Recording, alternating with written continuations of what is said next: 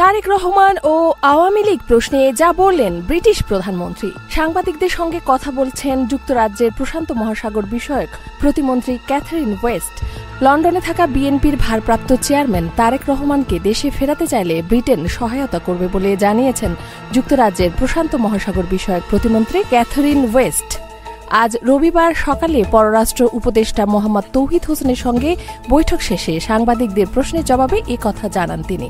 তারেক রহমানের দেশে ফেরানো প্রসঙ্গে সাংবাদিকদের প্রশ্নের জবাবে ক্যাথারিন ওয়েস্ট বলেন, পররাষ্ট্র উপদেষ্টার সঙ্গে বৈঠকে কোনো নির্দিষ্ট ব্যক্তির বিষয়ে কথা হয়নি, তবে সরকার তাকে ফেরাতে চাইলে সহায়তা করতে প্রস্তুত ব্রিটেন। ব্রিটিশ মন্ত্রী আরও বলেন, বাংলাদেশের গণতান্ত্রিক ভবিষ্যৎ নিয়ে আলোচনা হয়েছে পররাষ্ট্র উপদেষ্টার সঙ্গে।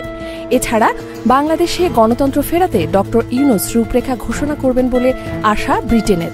সেই সঙ্গে রাজনীতিতে সব দলের জন্য লেভেল প্লেয়িং ফিল্ড প্রত্যাশা করে যুক্তরাষ্ট্র।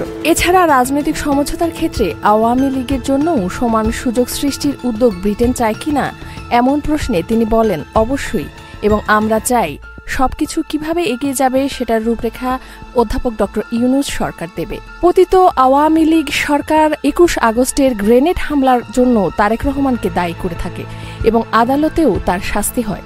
তাকে দেশে ফিরিয়ে এনে বিচারের ঘোষণা দিয়েছিলেন ক্ষমতাচ্যুত প্রধানমন্ত্রী শেখ হাসিনা। গত ৫ আগস্ট ছাত্র জনতার অভ্যুত্থানে শেখ হাসিনা পদত্যাগ করে দেশ ছেড়ে ভারতে পালিয়ে যান। এরপর ৮ আগস্ট নোবেল বিজয়ী অধ্যাপক ড ইউনূসের নেতৃত্বে অন্তর্বর্তী সরকার শপথ নেয়। আওয়ামী শাসনের অবসানের পর থেকেই বিএনপির ভারপ্রাপ্ত চেয়ারম্যান তারেক রহমানের দেশে ফেরার গুঞ্জন চলছে। ব্রিটিশ পররাষ্ট্র প্রতিমন্ত্রী ক্যাথারিন ওয়েস্ট শনিবার ২ দিনের সফরে ঢাকায় আসেন। অন্তর্বর্তীকালীন সরকার দায়িত্ব নেয়ার পর যুক্তরাজ্য সরকারের কোনো জ্যেষ্ঠ প্রতিনিধির এটাই প্রথম বাংলাদেশ সফর। ইফাত আরা খান, ডেস্ক রিপোর্ট, এই সময় টিভি, ঢাকা।